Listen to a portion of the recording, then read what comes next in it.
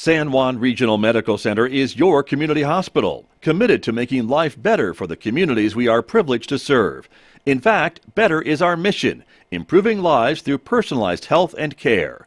What matters most to our patients matters most to us, offering a comprehensive range of inpatient, outpatient, and emergency care services so you can get the quality care you need right here at home. San Juan Regional Medical Center, celebrating life better here since 1910.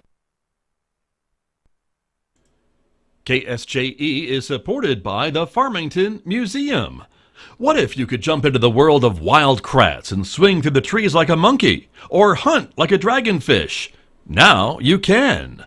Wild Kratts, Creature Power, and Ocean Adventure Museum Exhibit, opening September 24th through January 7th at the Farmington Museum. Tickets at farmingtonmuseum.org.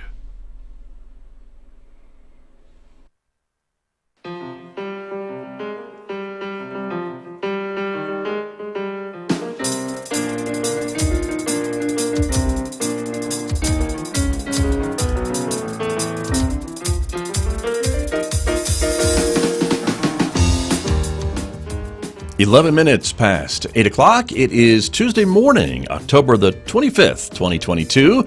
Good morning, everyone. I'm Scott Michlin. Thanks for tuning in to KSJE 90.9 FM over the air here in San Juan County. In Durango, Colorado, we're at 103.3 FM.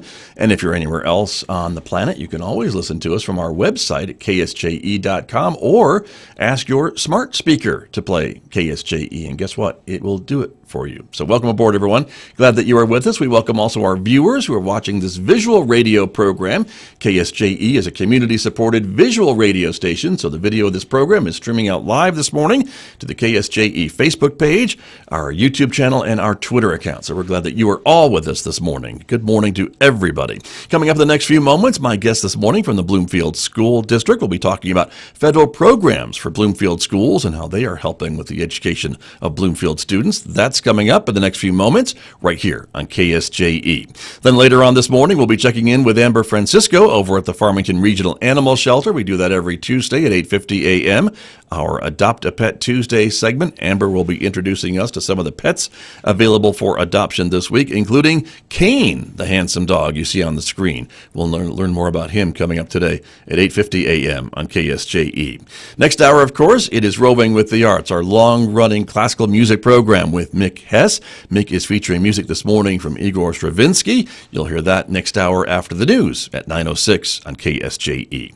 And don't forget, you can connect with us on our Instagram page in addition to Facebook and YouTube and Twitter. And if you're a podcast person, have we got podcasts for you? You can subscribe for free to KSJE Podcasts wherever you listen to podcasts and maybe discover a new program that you may have missed. Outside our studios here at San Juan College, well, it's a sunny morning, but a cool morning out there. Here's a picture from a few moments ago from our live camera here overlooking the campus of San Juan College. 28 degrees at the moment outside, but sunshine makes it feel warmer, which is a good thing, but still kind of calm winds, which is good too, because they were kind of windy yesterday, which made it feel even colder.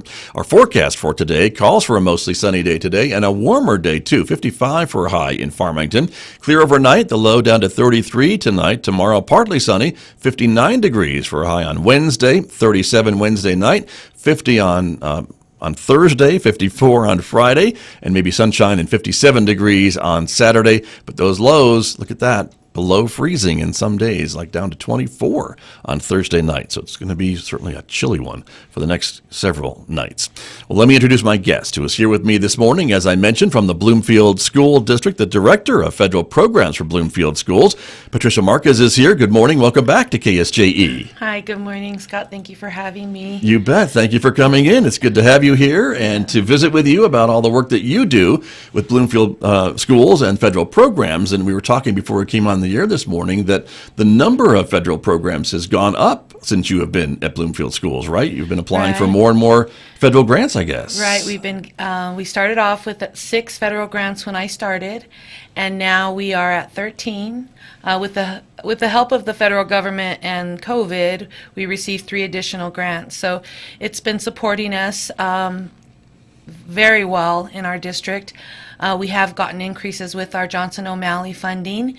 with our McKinney-Vento funding, which is our funding for students who are experiencing homelessness and families who are in difficult situations. Right. And so we've also gotten a huge influx of impact aid with a lot of different things going on in the state government. We've acquired our full amount. So not quite our full amount. We're still working. We're still going to fight for that funding. It's very important.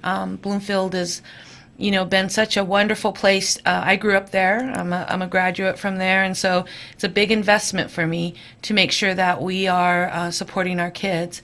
And Dr. Mizell and a lot of other teachers who are there who are Bloomfield alumni, and I always think of our families. And so it's important that we think that we're going to do the best we can for them. And so when I took this role, that was my whole endeavor, was to increase that funding. So when I first started, we started out with maybe about $2.8 million was in my federal programs, what I would oversee. Mm-hmm. Now it is probably about 12.3 million. So, and hopefully we'll get more money, as things go on. I know when the pandemic money goes away, that's going to be something called the financial cliff that we're going to all be looking at as far as the districts go. And so we're kind of worried about that, and I'm hoping that whoever, and I hate that education is in the politics arena, but I do hope that whoever sees that funding really looks at supporting us and sustaining us, because we need that money. Right. And so we just have been working really diligently to make sure that kids' needs are being met, families are being taken care of. We have a new project that's coming up in Bloomfield. It's called our Family Resource Hub Center. Right. And so that's taking $600,000 of our funding, but it's going to be wonderful. It's going to be a place where we will be able to support family learning, social emotional learning for families. I just hired a wonderful family liaison. Her name is Celeste Gathings. She is created a program. She's a program manager, and she calls it Better Bloomfield. And that is a perfect name because we do want to be better. And during this time, we just see a lot of kids that are coming in, and they're struggling with social emotional needs, and we want to support them however we can. So we're about eliminating obstacles. We're about trying to find out where the need is, and parents feel comfortable calling our office, so I really feel grateful for that.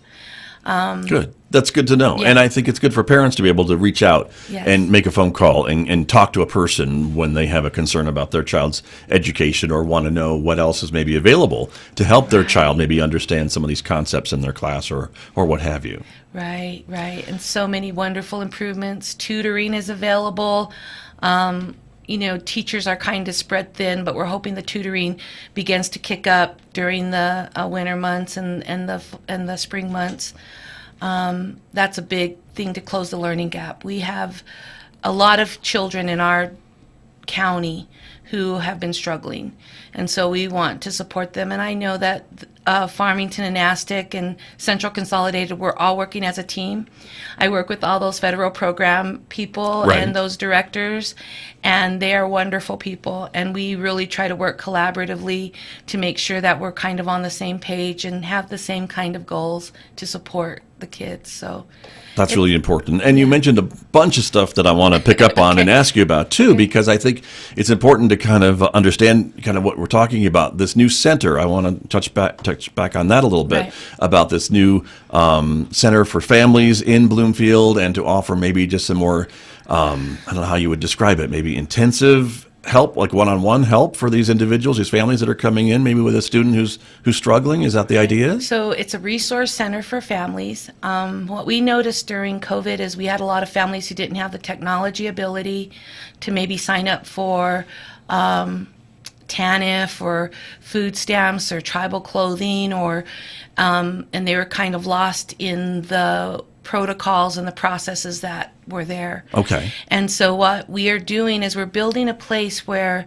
we're going to train also families, but we're also going to have a place where families can go and have resources. We'll have someone on hand who'll help them identify what they need and support them with resources. I know San Juan County Partnerships, they have given us some wonderful things. A wonderful lady does blankets of love. She brought in these wonderful duffel bags for some kids who were in situations that were in crisis, with little stuffed animals. And I mean, I can't believe the beautiful people that are in Farmington and in Aztec and in Bloomfield and in Shiprock, beautiful people who are willing to help kids. And so this will be like a hub where all of those resources will be set for families. Got it. And then they'll go in, they'll apply for different things, and we'll be able to support them. We don't want it to be like a handout kind of thing. We really want parents to start engaging. We want them to start taking some ownership, and we want to support them. And those are some, give them some ways that they can think through their situation. So that's what we're trying to do. And of course, there'll be a place, we want to do a Zen garden. I know Mr. Olivas is working on designing a wonderful place. And so we want to do like a Zen garden and some murals that are culturally relevant and really make it what Bloomfield is about. So we're hoping that will be open in the spring. We're waiting on a lot of different things for that to happen, but it's coming along. Nice. We had donations. People are donating washers and dryers. Like San Juan County Partnerships, Celeste Gathings took care of all of that work, and I'm just so happy with her.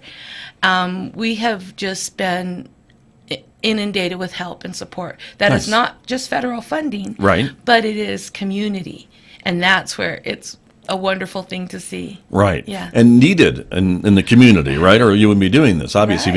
if you didn't identify the need for such a Right. resource center. Right. And I think COVID, there were a lot of programs that were coming through the New Mexico state that were funding programs for rental assistance, utility assistance, and families just couldn't get the resources or couldn't get online or do that work or even have a scanner to scan documents to support that work. So we just started to realize there was a lot of need for it.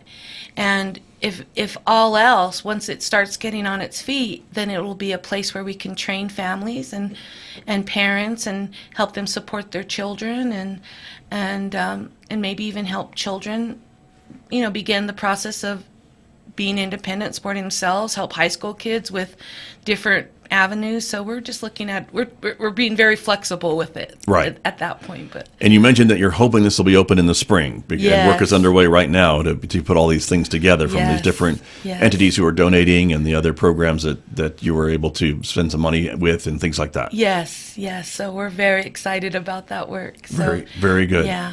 Let me pick up on another thing that you mentioned. You mentioned some of these COVID funds that have been coming in. Of course, those were certainly made available during the pandemic and in the aftermath. And here we are. And so you've been able to the district has been able to use some of this money for specific programs and things along that line. What are some of the things that the district's able to use with this money? Well, the first round of money was really dedicated to safe schools. So it was like sanitizing schools, making sure schools were clean, masks, hand sanitizer, all of the things that we really needed to have to prevent the spread of the COVID disease. Right. Okay. And so that was the first round of funding. The second round was also kind of tied to that as well. But then they started implementing technology. So we got to promote a one-to-one program. Dan Lutz and the IT team there did a really great job in making sure we had enough technology and supporting that work. So all of our kids have a Chromebook, and all of our teachers have a laptop with a camera. We provided hotspots. And that's the first time, I think, in the history of the Bloomfield School District Yeah. that's happened, that you've had enough computers for everybody, being able to afford to have enough computers for everybody, your staff and your students. Right. And it was wonderful work. It all just came down to us having the funds to do it. And so we did all of that. Well, and I think also the foresight of ordering this stuff before they became really, really scarce to be able to get them in. I know. Because I think a lot of districts found that even though they had the money to be able to buy these things, they just weren't able to get them. You're exactly right. And we were right when it started, we just had a plan, and we had a few things in place already. We had platforms in place to do the remote learning. Teachers were very open to learning Google Classroom. We had dynamic support in our curriculum area to help support that work. He's now the superintendent of Aztec, but he did a great job in that doing guy. that. Yeah. That guy. and but it's good to let people shine, because that's part of our work, is we need to let everybody shine because they all had a contribution to this process. Right. I just typed out the wants and the needs and how we were going to do that and how it was going to play out, but it was all a collaborative effort. But these grants that we're talking about, and the ones that you talked about at the very beginning of the program, the numbers of grants that have increased are somewhat competitive. So again, you're competing with the needs of other districts in other parts of the country and other parts of New Mexico, perhaps. And so that's a really important distinction, I think, to be able to say, you've got to make the case for your kids, for your teachers, Exactly. for your district when someone is evaluating all these applications and deciding where this money's going to go. Right. And Bloomfield is considered low socioeconomic environment. I mean, we do have that. We do qualify for the CPI, the Universal Free Lunch Program. So that's 100% of our lunches are free. And I noticed that when we started that, Farmington and now Aztec have done it, and that's good for families and Right. good for kids. Right. So competitively, I'm just very grateful that they saw that was available. Bloomfield did it, and they did it. And then Aztec did it, and I learned it from CCSD.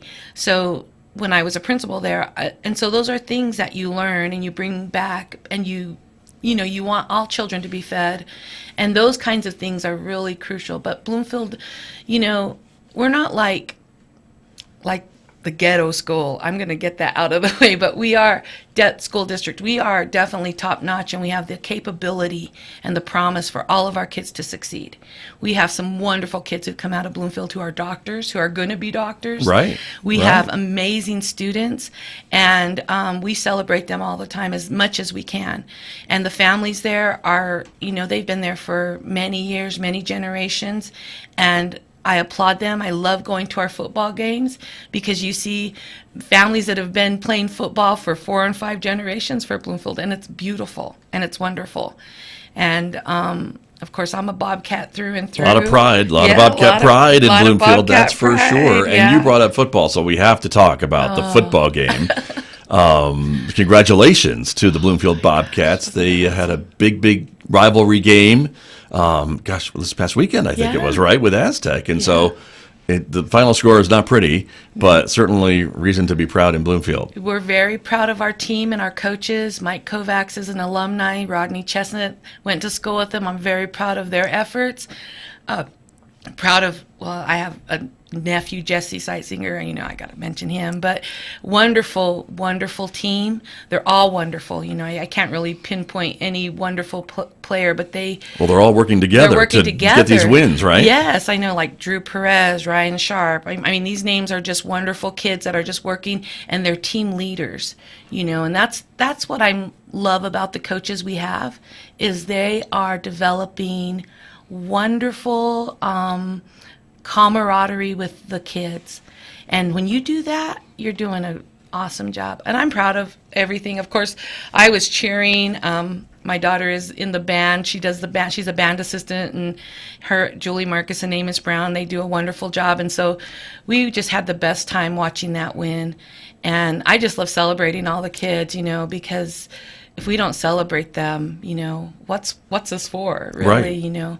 But yeah, Bloomfield is definitely my place, and I love my peeps, so that's pretty great. But we have all of us have strived to do wonderful things for our people. So right. Well, and as a school district with sports or academics or whatever the case may be, I mean, you have to, I mean, it's your job, the school district's job, to help any student who walks through those doors, right? Depending on where they're coming from, how wealthy their family is, how not wealthy their family is, their ethnicity, their socioeconomic, whatever the case may be. If I bring my kid to get enrolled at Bloomfield schools, your teachers, your staff have to do their very best to get them into class and teach them what they need to be taught to get them across that stage at graduation. Right. Our goal is for them to succeed. And we have wonderful principals who work for those kids. I mean, we have academic coaches. With that ESSER funding, and we'll go back to the art funding. Yeah. That funding, we were able to get an academic coach.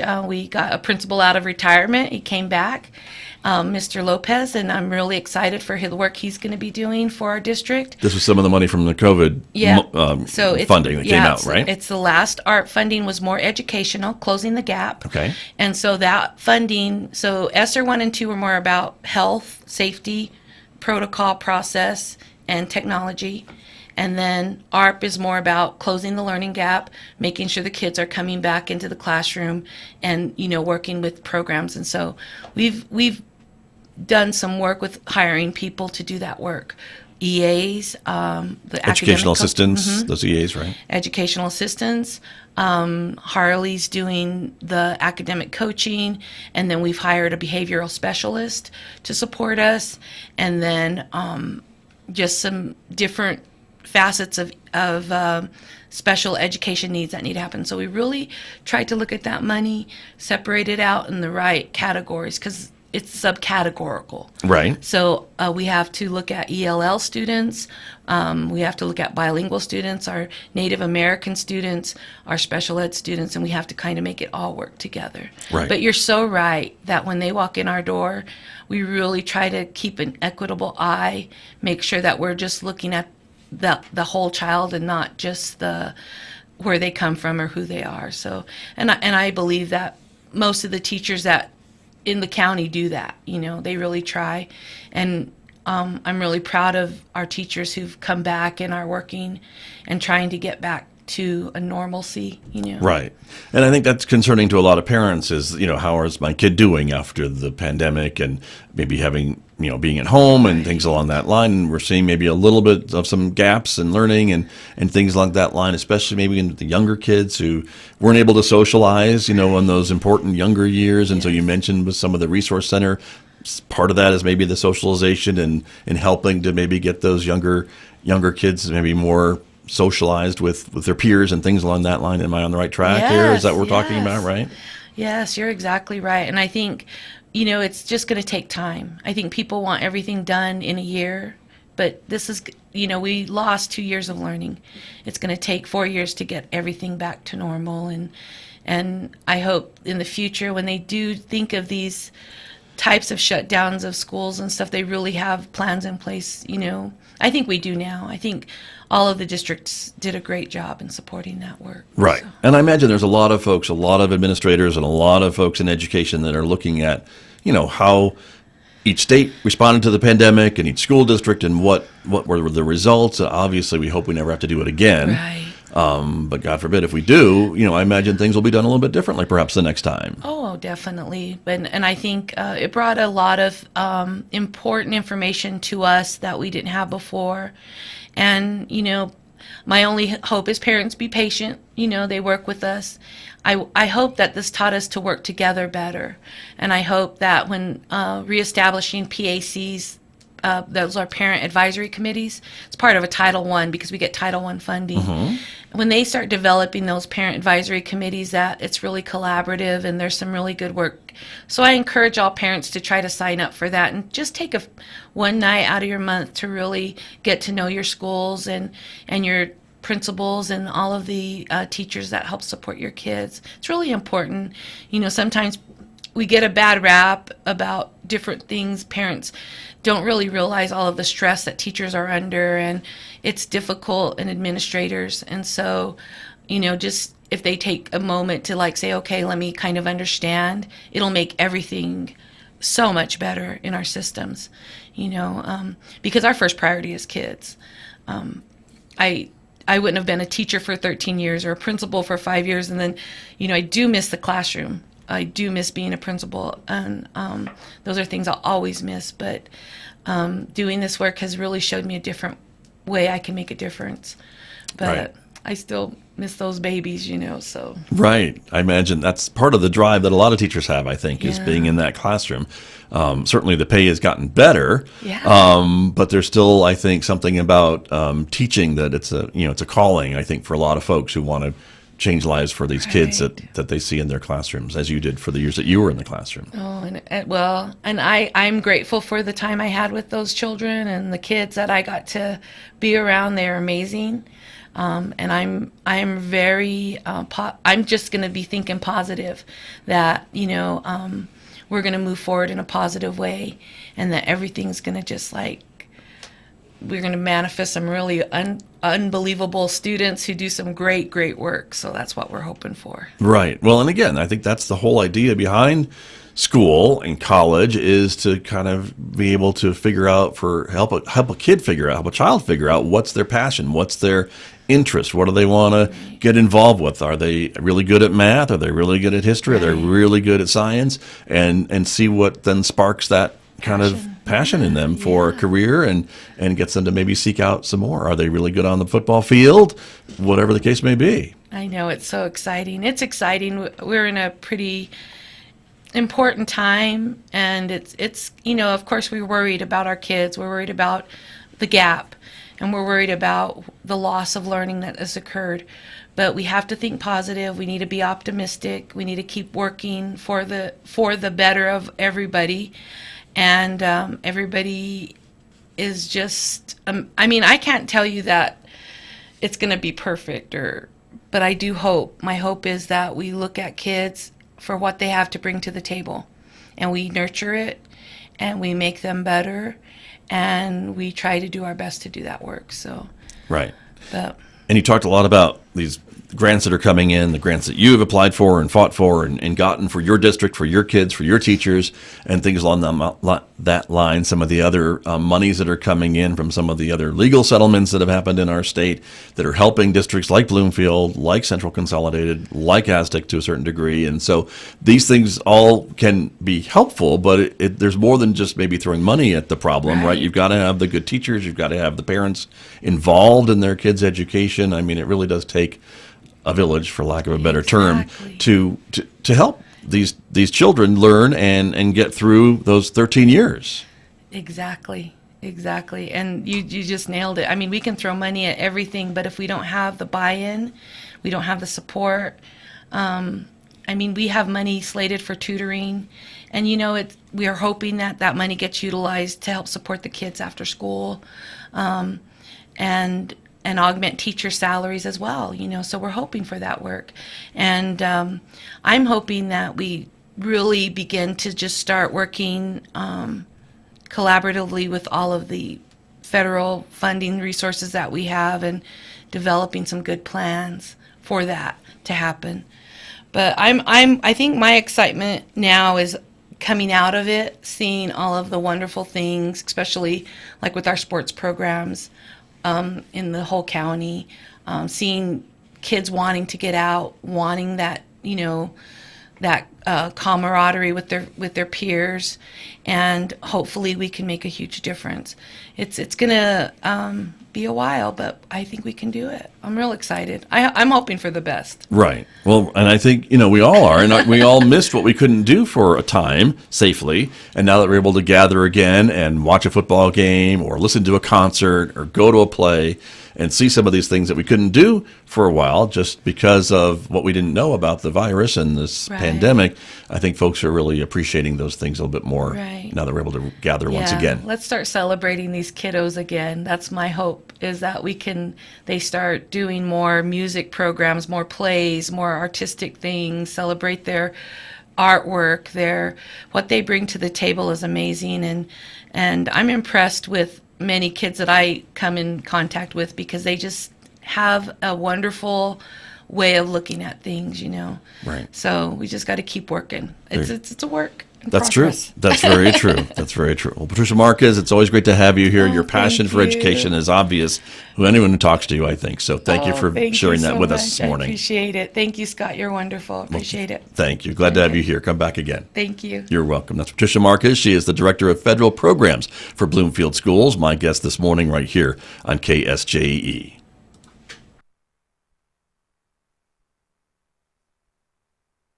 KSJE and San Juan College present the Student Success Coaching Tip of the Week. Week 10, Memorize versus Understand. One of the studying tips for college that can make a massive difference in how you approach new information is knowing the difference between memorizing the material and understanding it. Memorizing information isn't actually learning the information, it's just helping you learn how to repeat it during a finite time. The Student Success Coaching Tip of the Week, presented by KSJE and the Student Achievement Center at San Juan College.